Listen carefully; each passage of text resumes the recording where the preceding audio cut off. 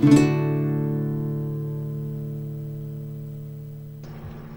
guys, just a quick note before I start this video. My contest is ending tonight at midnight UK time, which is about 8 hours ahead of the US, and I just wanted to let you know that I'm away over the weekend, so there won't be any drawings over the weekend. It's most likely going to be Monday evening my time, so Monday afternoon US time.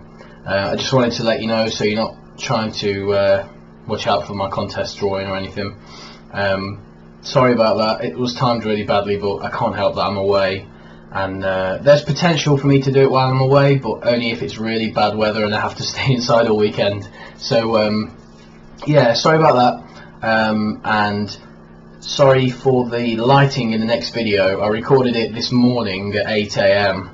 It's now nearly 5 PM, and it was just a bit dark, so sorry about that. And anyway, I'll let you carry on watching the video. Good morning, YouTube. It's too early in the morning here, but I'm on my way to a different campus today to do some really thrilling electronics and instrumentation and control principles, which, as you can probably tell, I'm over the moon about. I can't wait to get there. Woo! I'm hoping you can at least see a little bit. It's pretty dark here still. It's 8:15, but it's miserable, cloudy, so it's not much sun at all. Well, there's no sun, and it's only just becoming daylight. So I thought I'd make this video, and it's going to be video response to the WoodWoses 75 sub contest. And to be honest, I'm at this point right now and I still don't really know what I'm going to say. You want to know, I'm not quite sure if I got the right gist of things from it, but from what I gather, you want to know what our outlook on life is, and what sort of person we are. So I don't know, I guess a little bit of who I am first. I was born in a little, well, I wasn't born there, I was born in a hospital, but I grew up in a little village. Didn't have many, not many people living there. It was a nice little village where everyone knew each other.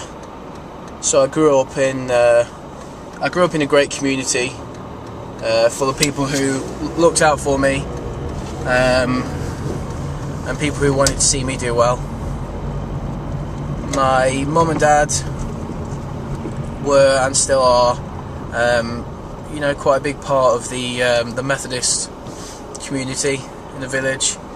My dad's a local preacher, which I don't know how much you guys know about Methodist, but you don't have to be a vicar to take a service. So you just take local preacher sort of qualification, and it gives you, it's meant to give the common man the ability to be able to speak in front of everybody, rather than just having, you know, vicars and ministers. So I grew up going to a Methodist chapel every Sunday, which I really do think did me a lot of good. I don't really go anymore, but I do think whilst I went, it did me quite a lot of good. I went to a small primary school, which you guys call elementary school. That's until I was 10 or 11. And then I went to a really, really big secondary school. It was big. It was the biggest one in the area. I think there was something like 2,000 pupils there. So I don't know how big they are over there, but it was big for us anyway, going from this tiny little school to a 2,000 student school. And it was a bit intimidating at first, and it didn't seem to take very long before we all grew up, all our friends grew apart from each other, and we seemed to go our separate ways, you know, bar a couple. So I got through secondary school, Did my GCSEs, which is what we do when we're 16. I'm not sure what you guys have over there, maybe SATs, I'm not sure. It's just a bunch of exams on each subject. And then I got a scholarship to a public school. It was a academic scholarship because the school that I was attending, it had been founded by the same person who founded this other public school. And if you know what a public school is, then it still confuses me. Basically, state schools are the ones you'd go to normally, and then public and private schools you have to pay to go to. I'm not sure why one's called public and one's called private, but public and private schools you pay for, and state schools you don't pay for. So I got this scholarship to do my A-levels, which is, I don't think you have an equivalent over there. It's basically, you do 3 or 4 normally in specific subjects, and it's just a bit of higher education to get you ready for the big wide world, I guess. And I did okay in them, you know, I was happy enough. And whilst I was at that public school doing my A-levels, it was when the 2006 World Cup was on. That's soccer, and I went to a friend's house to watch an England match, and his girlfriend at the time happened to be best friends with this girl, and it was her birthday that day, so they'd come over to the same house to celebrate her birthday, to give gifts and whatnot while we were watching the soccer game, and I'd just got in a car at the time because I was just turned 17, I guess, which is old enough for us to get a car. I had a little Mini, 1990, a classic shape Mini, and I gave her a lift home. And then later on that day, or maybe the next day, I got a text message off her asking if I fancied doing something sometime, and from then on it grew into a bigger relationship, and now we're married. So funny thing really, because I'd gone to the same primary school as her, the same secondary school, high school, and we'd never really gotten on. But after I was away for a little bit at this other school, and we met up again, then it sort of we hit it off then. So that's a little extra story for you. Excuse me. And so we took a year out after we finished our A-levels. We both did A-levels at separate schools, and then we actually travelled. Well, we worked for a little while to save some money up, and then we actually travelled to Australia for 5 or 6 months. We had a great time over there. It was lovely. We're mainly based in Perth, but we did a little bit of travelling up and down the west coast, and then we flew over to Sydney for a week as well. So it was really enjoyable, and then we got back, carried on working for a bit. At this point I was working for the motorsports company. I don't know if you guys have seen my VR to not Carl's contest, Pipes XD's contest for our first job, but this was basically my first job. I worked in production at the motorsports company. It was a really, really good job. It was very interesting, and the guys who worked there were fantastic to work with. It was like a family, really, to be honest. And anyway, so after that year out, I went to university. We both went to university in the same city, which was handy because we weren't planning on it, just happened to work out that way. And so we didn't live together for the first year. We lived in halls, but then the second year we got an apartment together in the city centre, and that was really good. Really enjoyed that. I failed my first year at university, so I had to repeat that. Well, I didn't fail the year, but I was advised to repeat the year, so I did. And it didn't really help because I passed that year, but then when it came around to the next year, I got halfway through, and everything was getting on top of me a little bit, and so I decided it wasn't really for me, and I left university and actually got a job at a local company to my hometown, doing training to be a web designer, doing web design work, and it was okay. The pay wasn't very good because I was on a trainee's wage, so I don't know how you guys work it over there, but the technicalities are over here. If you're an apprentice, you can get paid as little as £2.50 an hour, which is not very much. So after about a year in that job,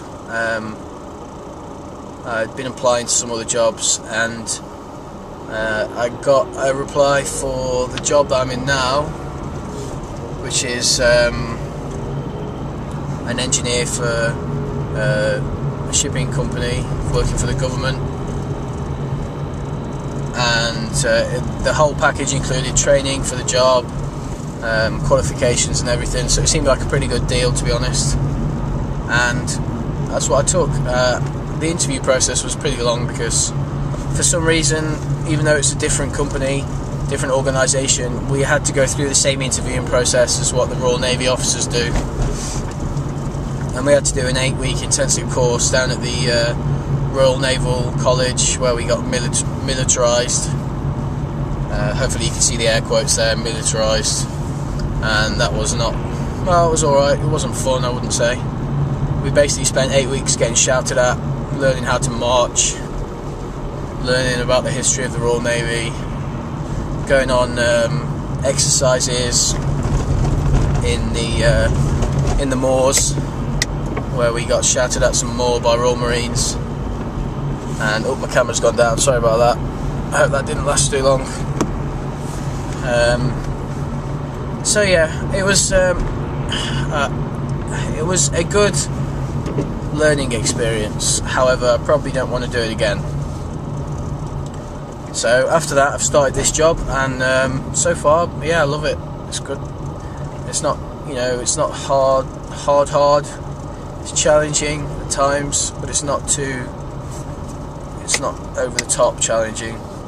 That doesn't really make sense. But it's a good job. You get to see the world, and you get paid to do it. And it's different to normal shipping companies because you tend to get more time to yourself. When you stop in a port, it's not a case of you've got to unload your cargo, load back up again, and then leave. It's more a case of you're probably in port waiting for some parts or waiting for something, so you hang around for a bit. You generally get five or so days in the port just to sort of wander around and have a look. You do work still, you have to work in the daytime, but you can go out on the evenings, and you get half days on the weekend, so it's pretty good. But that's a long-winded way of telling you where I got to where I am now, how I got to where I am now. And yeah, I've always been massively supported by my family. I think it was hard for my dad when I dropped out of university. But it was hard. I think it was hard for everyone. It wasn't an easy decision to make. But it was one that had to be made, and I think it turned out okay. But my outlook on life, I think being brought up in a religious household has really helped me to decide what kind of person I want to be. And I may not have, I don't read the Bible every day, I don't go to church every Sunday, but what I've taken away from it, I think, is what's important. And it's just, I would say that I was religious, but to an extent. It's hard to explain, but I feel like religion shouldn't be about telling you what you can and can't do, telling you very specific things of, how you should be. I think really what it should be about is giving you guidelines on how you should live your life, and how you should treat other people. And I think that's enough to, you know, if everyone treated people the way they want to be treated, if everyone was a bit more considerate, then the world would be a massively better place. I don't know how much more I can go into it. I'm not very good at explaining these things, and this video is probably very long now, and I apologise for that, but I'm just gonna, you know, finish off. I try and be as positive as I can, and I think that in life, I think to a large extent, you make your own happiness. I think you can, obviously, you know, there's limits to it, but you can choose whether you're going to be happy or not, and your outlook on something is gonna, you choose whether it's positive or negative. Something might happen, and you might get stuck in a job that might be considered a crappy job, but you can make that into something positive, if that's what you want to do. And that's how I try and live my life. I try and choose to be positive and choose to have a happy life. And I don't know, I think a really big it's going to sound really stupid, I think a really big thing in life is just smile more. You know, it's the easiest thing in the world to do, and it cheers you up, it cheers other people around you up, and it just makes everything a bit easier. You know, if everyone's gloomy and glum, and you've got a hard job to do, and you're all complaining about it, it's not going to go quickly, and it's going to seem like real hard work. Whereas if you get a hard job and you take it on the chin, you smile, and you get on with it, and you have a laugh while you're doing it, it's going to be 50 times better than what it was before. And I think that's probably what I try and carry with me through life. Just smile, and what happens. You've just got to make the most of it. And things aren't always easy, and I don't always manage that, but you know, you've got to aim for something, haven't you? So why not make it something like that? So anyway, I think I've rambled on long enough, and I hope I've sort of covered the topic that you're aiming for, WoodWose. If not, just tell me, I'll make another 25-minute video or whatever it is. I can't see the timer on it, but it's 8:30 now, and I think I started 8:15. Maybe it's only 15-20 minutes. Thanks for having a contest, and I'm sure it won't take you long for your subs to go up. I know that I've sort of found it that way. I'm not sure what I'm on at the minute, but it seems to have jumped up very quickly recently from, well, my 100 sub contest is still going on, and I think I've got 170 something. So yeah, I feel like I'm going to be having constant contests, but we'll see anyway. So yeah, again, big congrats, and thanks for doing the contest, and I look forward to this secret prize that you've got for if you get to 100 subs. I hope you're all doing well, and I hope that you've been able to see me throughout this video, or not, if that's what you prefer. It's still pretty dark here. I'll perhaps do a quick pan around at the end of the video. I'm still driving, not far away, about 10 minutes away now.